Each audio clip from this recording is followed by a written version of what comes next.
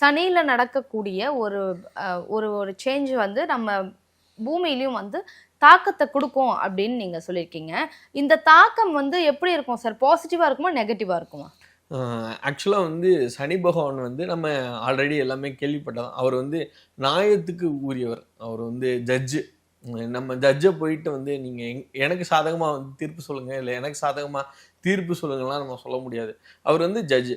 நீங்கள் கரெக்டாக இருந்தீங்கன்னா நீங்கள் எதுக்கு சனி பகவான் நினச்சி பயப்படுறீங்க? தேவையே கிடையாது. சனி பயிற்சி வருது, எனக்கு 7.5 சனி வருது, மீன ராசிக்கு இப்போ 7.5 சனி நடக்குது அப்படின்னா நீங்கள் உடனே வந்து பயந்துக்கு தேவையில்லை. ஸோ அவர் ஏன் வந்து அந்த 7.5 வருஷம் தண்டனை கொடுக்குறாரு அப்படின்னா, ஆக்சுவலாக சொல்ல போனோம்னா யூனிவர்ஸ்லையுமே வந்து சாட்டன் வந்து மெதுவாக தான் நகரும். அஸ் பர் சயின்ஸுமே வந்து மெதுவாக தான் நகரும். இவருமே வந்து சனி பகவானுமே வந்து பார்த்தீங்கன்னா 7.5 வருஷம் நடப்பார். அப்போ என்னன்னா இந்த 7.5 வருஷம் லைஃப் பீரியட் வந்து ஏன்டா வருதுன்னு யாருமே நினைக்க வேணாம். இது வந்து லைஃப் லெசன்ஸ். இந்த ஒரு அடி நீங்கள் வாங்கி தான் ஆகணும். இந்த அடி வாங்கி அதில் லைஃப் கற்றுக்கிட்டா நீங்கள் பெரிய ஆள்.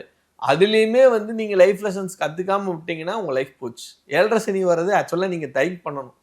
சனி பகவான் உங்கள் வாழ்க்கையில் வர்றது நீங்கள் டைப் பண்ணணும். நீங்கள் நிறைய லைஃப் லெசன்ஸ் கற்றுப்பீங்க.